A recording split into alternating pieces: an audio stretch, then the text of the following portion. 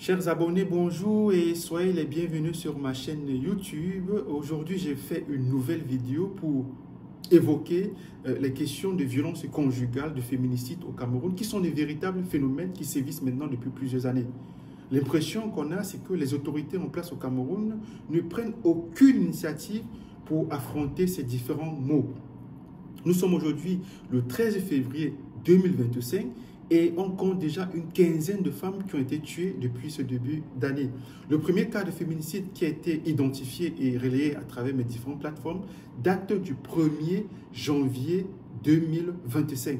Nous sommes à Douala, la capitale économique du Cameroun, plus précisément au quartier Dakar, lorsque le corps sans vie d'Amélie Morel a été découvert. Quelques instants plus tôt, la propriétaire, la bailleresse, croise dans les couloirs de la mini-cité son compagnon qui a l'air très touché.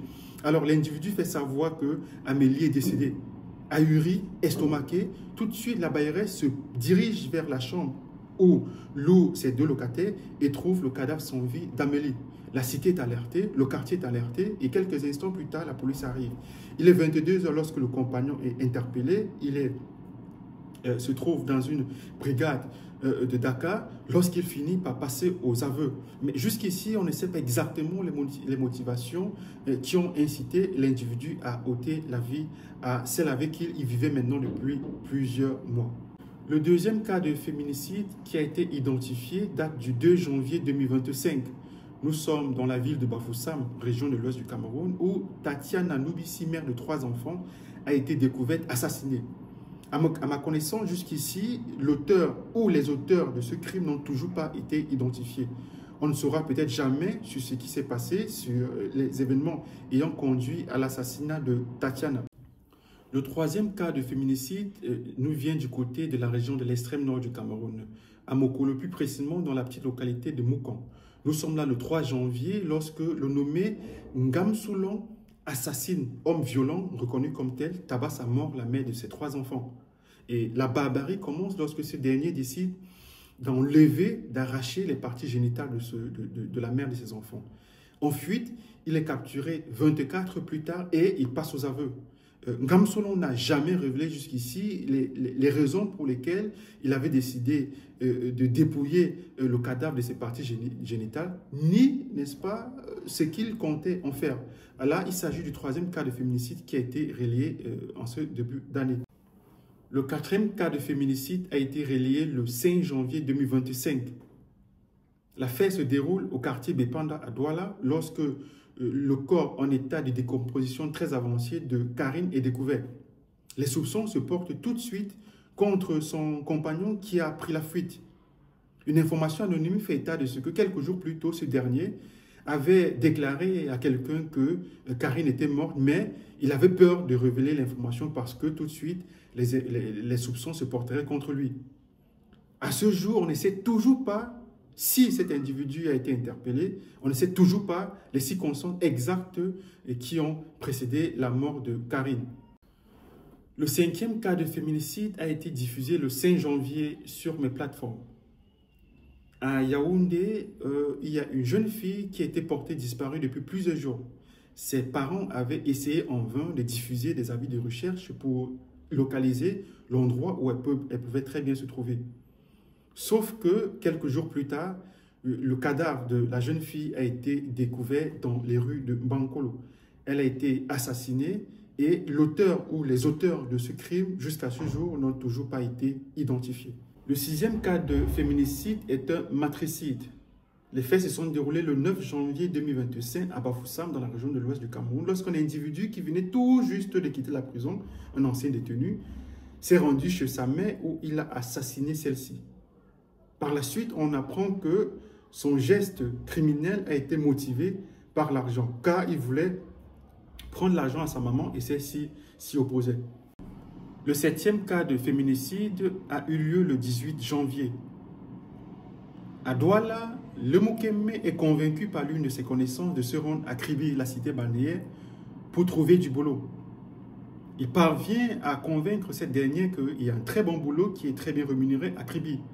Le Moukemme quitte la ville de Douala et se rend à Kribi.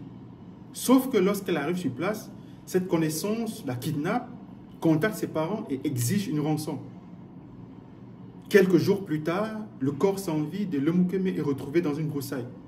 On apprendra par la suite que des individus qui faisaient partie des groupes de kidnappeurs ont été interpellés. Le 24 janvier 2025 est identifié le 8e cas de féminicide. Nous sommes dans la ville d'Obala, région du centre du Cameroun, où le militaire Ateba Romeo, muni d'une machette, frappe sa femme jusqu'à ce que mort s'en suive. Sa femme était la mère de ses 3 enfants, il est interpellé et jusqu'ici, on ne sait pas exactement s'il a été emprisonné ou tout simplement s'il a été libéré, comme c'est souvent le cas au Cameroun. Toujours dans la journée du 24 janvier 2025, s'est produit un deuxième féminicide qui est le 9e recensé, identifié depuis le début de l'année. Nous sommes au quartier Konengi, à Yaoundé, où une jeune fille a été découverte au domicile de sa mère, violée et assassinée. Elle était enfant unique à sa mère. Sa mère, qui est du corps du métier des enseignants, s'était absentée quelques jours plus tôt dans le cadre de ses activités. À ma connaissance, jusqu'à aujourd'hui, on n'a toujours pas identifié les auteurs ou l'auteur de ce crime abject. Le 10e cas de féminicide a été relayé à travers mes pages, mes différentes plateformes, le 3 février 2025. Quelques jours plus tôt, dans la localité d'Olom, région du centre du Cameroun, un homme violent, excessif, connu pour ses crises de colère, battait à la machette sa femme jusqu'à ce qu'elle rende l'âme.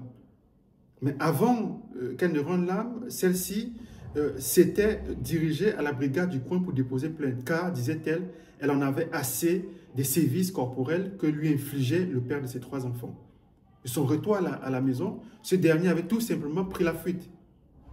Elle va s'évanouir, puis conduite à l'hôpital et finira par rendre l'âme.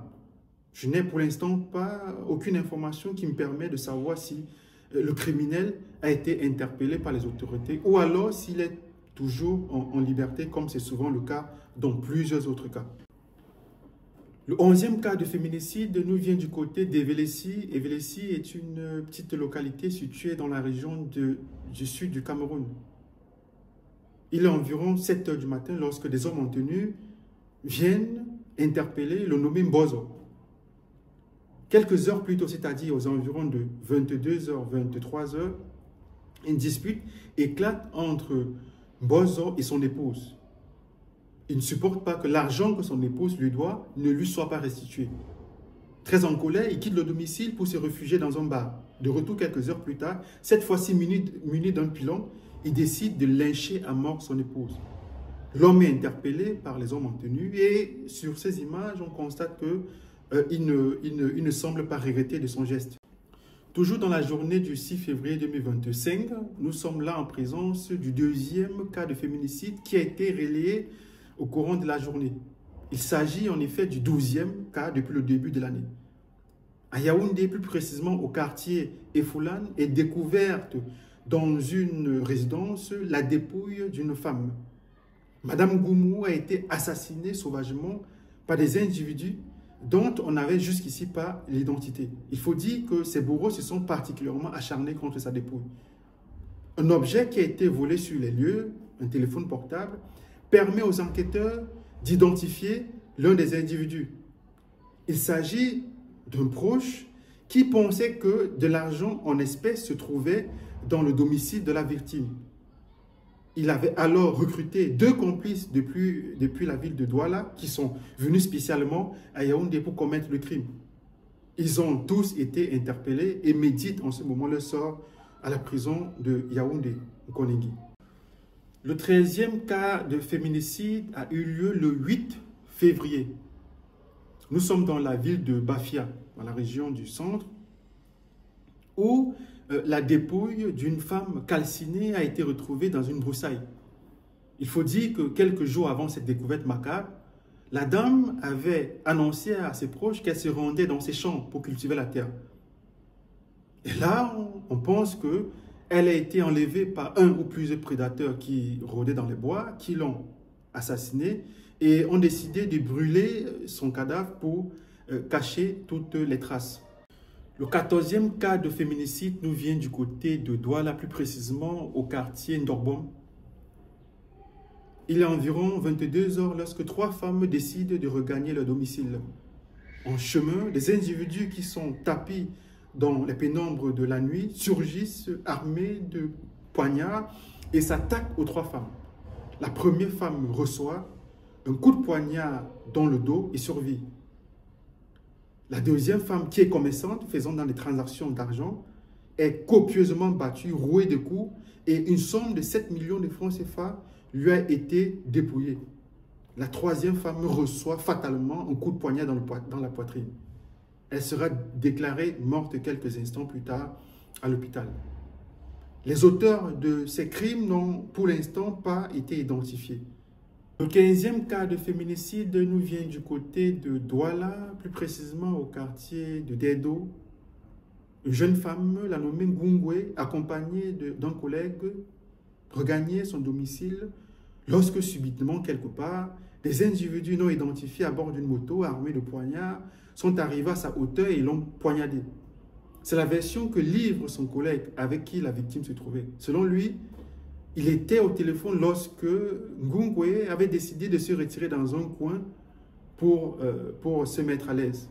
C'est en ce moment que ces individus non identifiés seraient arrivés à sa hauteur et lui auraient supprimé la vie.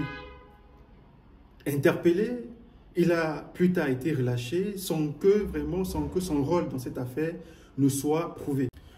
Alors, on termine cette vidéo avec le 16e cas de féminicide. J'ai failli oublier. Le 10 janvier 2025 au quartier Mimoman à Yaoundé, il est environ 22 heures lorsque Maman Ganzibi se trouve dans un taxi. Elle pose à peine le pied sur le sol que des individus émergent de la nuit noire armés de poignards. Ils se jettent contre elle. Ils s'acharnent contre la maman et la poignardent à une dizaine de reprises. Quelques heures plus tard, la rumeur circule au sein de la famille comme quoi l'auteur ou celui qui est à l'origine de ces crimes n'est autre que sa fille. Des jours plus tôt, une engueulade éclatait entre la maman et sa fille. La maman s'opposait à la relation qu'entretenait sa fille avec un détenu à la prison de Yaoundé en Koningui. La fille, qui était contre la vie de sa mère, lui avait alors promis la mort. C'est sur ce 16e cas de féminicide identifié que je vous quitte ce jour. Il faut noter pour la petite précision qu'il existe une dizaine de femmes qui ont été tuées, mais malheureusement les informations exactes ne me sont pas parvenues et il est difficile d'évoquer avec précision les circonstances dans lesquelles elles sont décédées. Alors je vous souhaite une très bonne journée et on se dit à la prochaine pour une nouvelle vidéo.